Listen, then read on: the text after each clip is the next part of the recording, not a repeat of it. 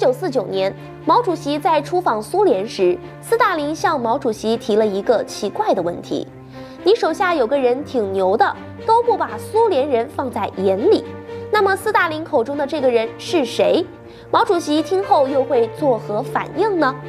当时毛主席出访苏联，打算废除国民党时期同苏联签订的不平等协议，重新签订中苏友好同盟互助条约。可与满怀诚意的中国代表团一行人不同的是，以斯大林为首的苏联方面似乎并没有表现出应有的重视。12月16日，毛主席抵达莫斯科，在克里姆林宫会见斯大林。斯大林突然问起毛主席：“你手下有个人挺牛的嘛，都不把苏联放在眼里。”毛主席听闻此言，心中一惊。此次出访最重要的目的便是和苏联交好，可斯大林此话明显大有深意。于是伟人斟酌片刻后说道：“您说的是哪一位呢？”事后毛主席才从斯大林口中得知，中国还有一位叫黄毅峰的人物。那么这位黄毅峰究竟做了什么，竟让斯大林当面向毛主席告他的状呢？他曾7次入狱，却救过周总理的性命，最后还被斯大林给惦记。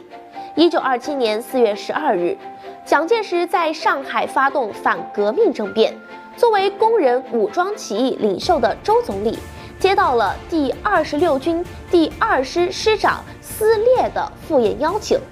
当时国共已经分列征召，但是为了双方的和平，周总理毅然赴约，结果就是周总理被斯烈关押扣留。此时刚加入共产党没多久的黄毅峰还在四处演讲，企图唤醒更多爱国人士加入革命运动。就在这时，一通紧急电话打到了黄毅峰这里，要他立刻去找26军的赵书协助，务必想尽办法救出周总理。黄毅峰得知后也晓得轻重，立刻同赵书火速前往第2师司令部。赵书见到第2师师长斯烈后，和他大讲道理，借此拖延时间。而黄毅峰则趁此机会，不顾个人危险，直接潜入带走了被扣押的周总理。而周总理出来后，十分感激黄毅峰，在得知他曾7次入狱，却不曾向敌人屈服的英勇事迹后，更对他敬佩不已。所以当周总理听到黄毅峰得罪了斯大林时，心中也是十分疑惑，万分不解。